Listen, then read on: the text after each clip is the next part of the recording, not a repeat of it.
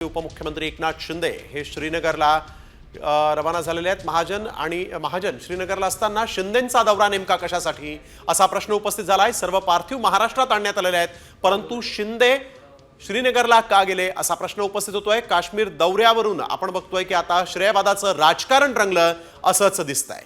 एकनाथ शिंदे जे आहेत ते श्रीनगरमध्ये पोहोचलेले आहेत। महाराष्ट्रातल्या 6 जणांचा मृत्यू झाला होता आणि त्यांचे पार्थिव जे आहेत ते आता राज्यात आलेले आहेत आणि एकनाथ शिंदे श्रीनगरमध्ये।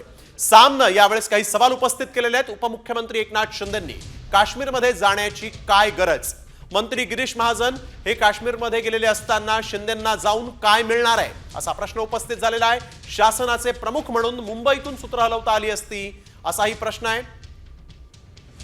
अगोदरच सुरक्षा यंत्रणेवर असलेला ताण आणखीन वाढवण्याची काय गरज होती?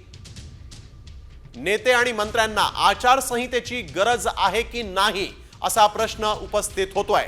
साम टीव्हीने हे प्रश्न उपस्थित केलेले आहेत। शिंदे श्रीनगरमध्ये पोहोचलेले आहेत आणि सामने आता यावरून सवाल उपस्थित केलेले आहेत। उपमुख्यमंत्री एकनाथ शिंदेंना काश्मीरला जाण्याची गरजच काय होती असा प्रश्न उपस्थित झालेला आहे।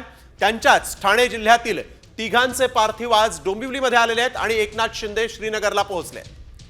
उपमुख्यमंत्री एकनाथ शिंदे जे आहेत ते काश्मीरला पोहोचलेले आहेत आणि याचवरून साम टीव्हीने प्रश्न उपस्थित केला होता, पोल घेतला होता, एकनाथ शिंदेंना काश्मीरला जाण्याची गरज होती का? आणि यावर महाराष्ट्र काय म्हणतोय ते आपण पाहणार आहोत।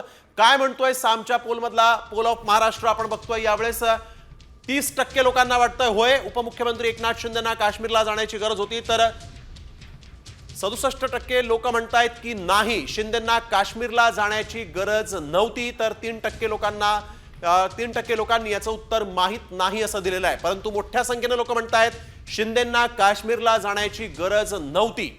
67% लोक म्हणतायत शिंदेंना काश्मीरला जाण्याची गरज नव्हती।